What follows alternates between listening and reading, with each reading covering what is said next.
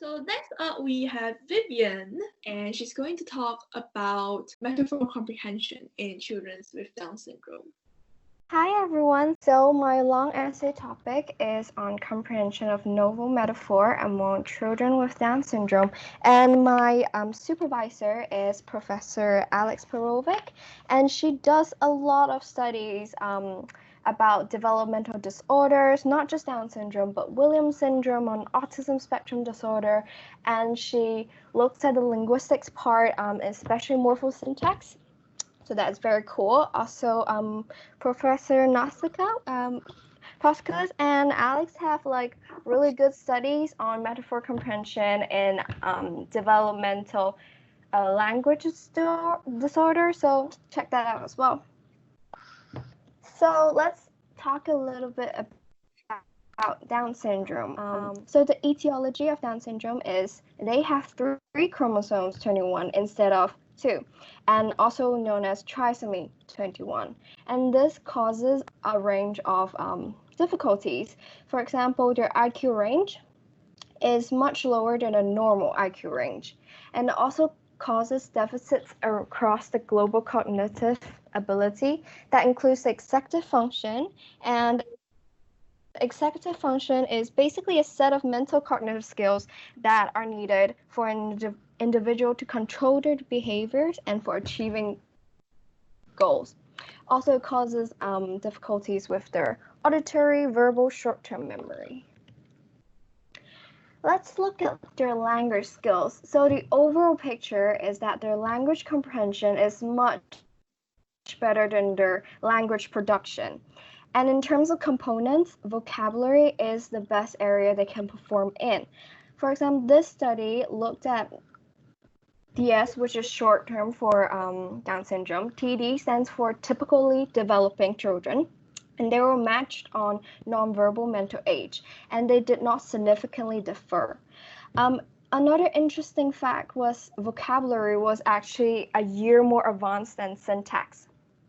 Morphology is the most vulnerable component for Down syndrome. They frequently omit third-person singular S and regular past tense like ed. Syntax, they have trouble with complex sentence structure, and actually my supervisor had this really interesting paper, and she found that instead of principle B that we know typically developing children have trouble with, they Down syndrome children actually have trouble with principle A instead. Pragmatics is not a very well-researched area for Down syndrome because a lot of people are focusing on their core language area. So this recent study actually did a questionnaire filled in by parents, and it's called Children's Communication Checklist 2. It assessed children's pragmatic communication ability through 10 subscales, and nonverbal communication is a strength. So these are like hand gestures, eye contact, and stuff like this. But understanding context was significantly poor. Now, the two features of poor understanding of context involves the struggle to understand the meanings of words in atypical contexts, and also being overly literal. Now, I have a quick question for you guys.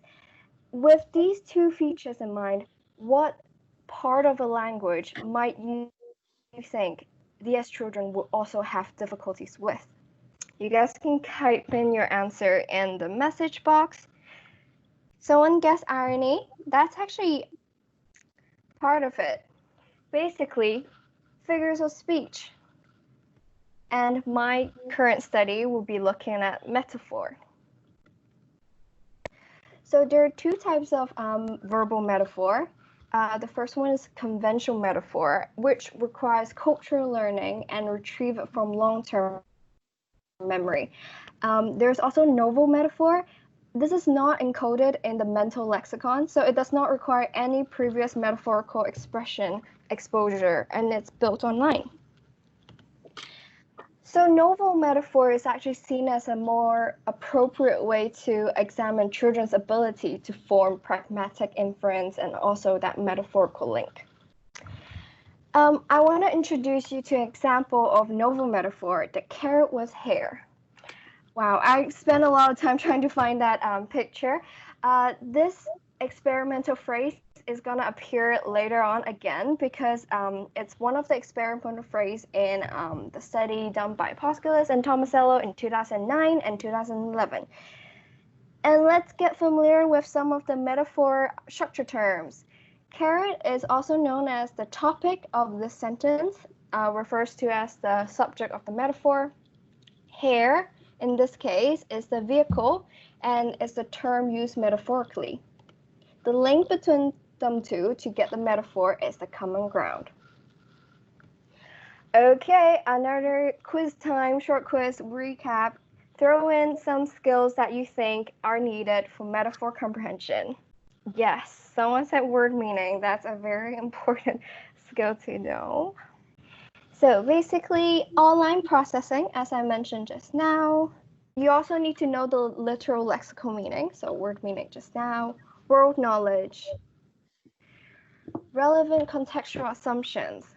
Here's one that most linguistic students should all know. Lexical modulation.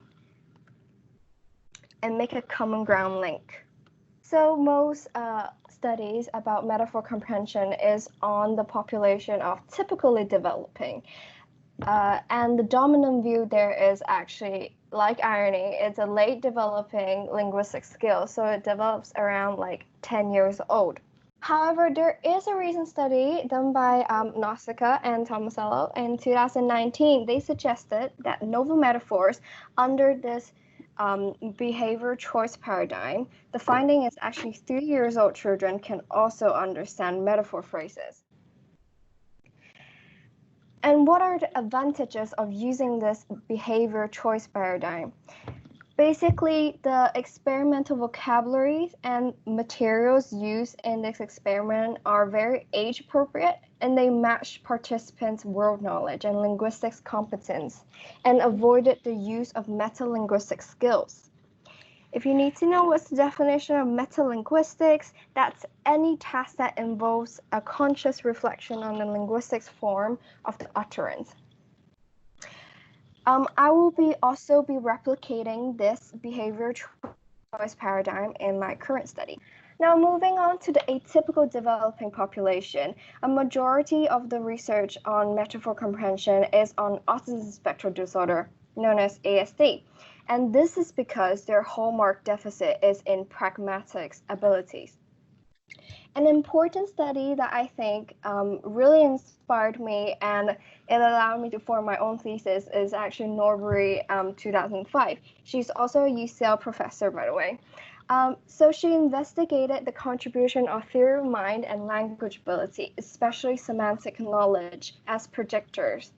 The participants were split into 4 groups. First group is language impairment, second group ASD with language impairment, third group ASD only, and fourth group TD, which is typically developing. And the finding was only group 1 and group 2 show impaired performance.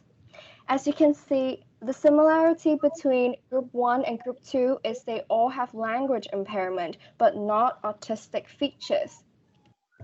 Therefore, the conclusion from this study and another meta-analytic review showed that children with low language comprehension ability will also demonstrate difficulty in comprehending metaphors despite its clinical symptomatology, and in this case is the deficits in theory of mind. Keep this conclusion with you as I will come back to it later again. So about Down syndrome, which is the population I'll be looking at, there are literally only 2 studies on Down syndrome. The first one is a case study on 30 years old women, which I'm not going to talk about here. This is the more thorough study on Down syndrome done in 2017. Not going to attempt to speak the last names. Yes, so they examined the comprehension of verbal and visual metaphors. And the participants were adults with intellectual disability of unknown etiology versus Down syndrome. And remember, we did say the etiology for DS children are trisomy 21. So the findings of this study is overall two groups did not do very well in metaphor comprehension, and visual is much worse than verbal. In terms of conventionality, novel was done better than conventional, and the only significant group difference was with conventional metaphor types. Focusing only on novel metaphor and Down syndrome group, the three predictors that contributed to variance of their performance is vocabulary ability, assessed by the PPVT, executive function, assessed by the HMGT, and the analogical reasoning, assessed by the Raven. Analogical reasoning just means the ability to find the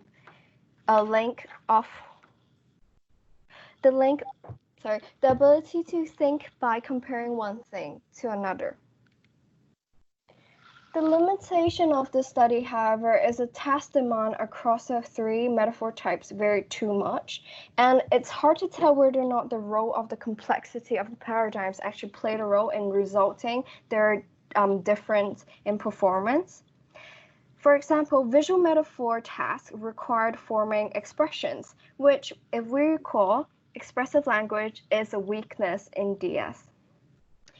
Verbal metaphors differ in opacity, and where novel metaphors are more transparent than the conventional one, so easier to understand. Now, my current study, I am going to attempt to fill in this research gap, which is the possible association between novel metaphor comprehension and linguistics competence, specifically in children with Down syndrome. And my aim is, remember the conclusion from ASD done by Norbury. I'm going to try to see whether or not this conclusion also applies to Down syndrome.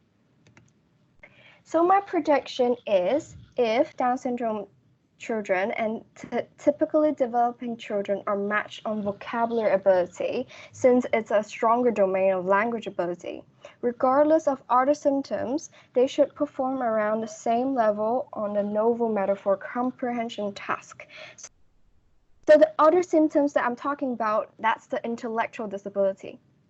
BPVS is the assessment for vocabulary here, and it stands for British Picture Vocabulary Scale. So my participants matching criteria, as I mentioned before, is the BPVS, which is receptive vocabulary. I couldn't match them on grammatical ability. If you're wondering why, it's because they're performing at floor effects. A lot of the Down syndrome children are actually scoring 0, and that is just a really bad score to match participants on. So the experiment that I actually replicated was from Poskis and Tomasello 2011. All the metaphor tokens are in the structure of the X with Y. X stands for topic, and these are objects that are familiar to 3 years old, like carrot, car, dog, vehicles. In terms of the Y, that's the body parts and clothing, so hair, backpack, and brown. The procedure was to administer all the standardized tests, that's the language test and intelligence test that I mentioned just now, and followed by the behavior choice task. There were 4 familiarization stage, and then followed by 6 experimental sentences. Familiarization is there because you needed to test whether or not the children will understand the literal sentence in that same structure, and also if they made more than one mistake, we have to exclude them from analysis. The third is naming and point assessment, which is split into 2 sections, comprehension and production. If I have time later, I might go back to this and explain a bit more about how this booklet works. Basically, this assessment is to examine children's understanding and expression of the words used in the whole entire metaphor task. It's one of the really good advantages of this experiment. So here's my attempt in animating how it works, the experiment. This is the child. And then there are 2 physical toys that look around the same that are placed on the table. The use of physical toys is actually easier to perceive than the abstract metaphors that you might get. So the experimenter was first utter the metaphor sentence, the carrot with hair. Then they will say, give me the carrot with the hair. And by this time, if the child actually hands over the toy where the fuzzy greens are longer, then they score a point. And the position of this toy is counterbalanced. So the finding was there were no significant difference between children with Down syndrome and BPVS matched TD children, which supports my prediction, where poor semantic skills will eventually lead to poor novel metaphor comprehension. This is actually not surprising because, as we know, metaphor, we need sufficient semantic knowledge in order to know the relevant attributes or features for both the target and vehicle items. An interesting finding is if you look at the raw score of the mean correct comprehension response from both groups, you can see that the DS is actually doing poorer than TD. So this might actually suggest that poor receptive vocabulary skills might not be the full picture. It does not actually explain why they have poor metaphor comprehension. So here are some possible factors and some future research ideas for you lot. So first one is chronological age. As we know, this in TD children is actually quite a large factor of understanding metaphors. However, within my data set, the children were already scoring at ceiling effect, which is like most of the children are scoring 5 out of 6 or 6 out of 6. The second one is sentence comprehension. And the third one is including their intellectual disability, that's the intelligence and cognitive abilities. As we mentioned, maybe executive function made a difference or analogical reasoning made the difference. Okay, this is the end of my presentation. These are some really good reads, by the way. If you guys want a screenshot and then read it throughout your summer, really good essays.